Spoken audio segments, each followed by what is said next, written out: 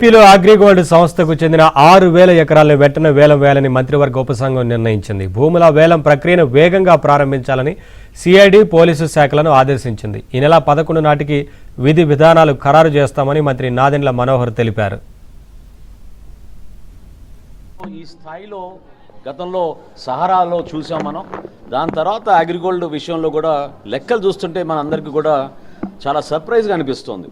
అంటే రాష్ట్ర ప్రభుత్వం ఈరోజు ఒక 1,000 కోట్లు 2,000 కోట్ల రూపాయలు మనం డిపాజిట్ తీసుకురావాలంటే ఎంత కష్టపడుతున్నామో దాన్ని మనం ఒకసారి పోల్చుకుంటే ఊహించని విధంగా 5,85,000 మంది ఏజెంట్లు అగ్రిగోల్డ్కి పనిచేసి గతంలో సుమారు 6,380 కోట్ల రూపాయలు డిపాజిట్స్గా తీసుకున్నారు.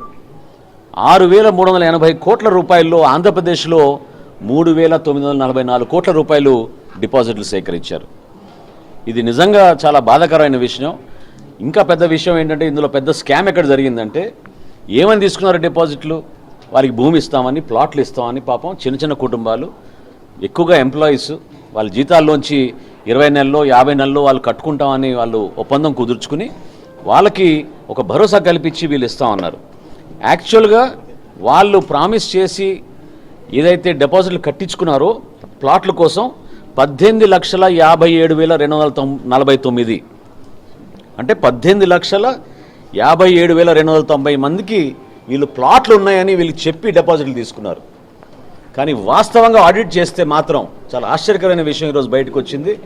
ఆడిట్ చేసి సమాచారం తెప్పించుకుని రెవెన్యూ శాఖ నుంచి, పోలీస్ డిపార్ట్మెంట్ నుంచి మేడం గారు కూడా చాలా చొరవ చూపించి తెప్పించిన సమాచారం బేస్ చేసుకుంటే కేవలం 5,76,559 ప్లాట్లే ఉన్నాయి. అంటే ఏ స్థాయిలో మోసం జరిగిందో దయచేసి అర్థం చేసుకోవాలి ప్రజలు కూడా. కాబట్టి ఈ లోతైన ఎక్సర్సైజ్ని చాలా పారదర్శకంగా జరగాలి. ఎట్టి పరిస్థితుల్లో ఒక టైం బౌండ్ ప్రోగ్రామ్ చేయాలి. కేవలం ఏదో సమావేశాలు పెట్టుకున్నాం, దాన్ని సమీక్షించుకున్నాం అనే మాట కాకుండా మనం యాక్షన్ ఏ విధంగా ముందుకు తీసుకెళ్దాం, ఇంప్లిమెంట్ ఏ విధంగా చేద్దాం, గౌరవ ముఖ్యమంత్రి గారు కోరిన విధంగా ఎక్కడ కూడా పొరపాటు లేకుండా ఈ సమాచారం ప్రజలకి అందే విధంగా మేము చేస్తున్న ప్రయత్నంలో భాగంగా చాలా ట్రాన్స్పరెంట్గా చేస్తాం.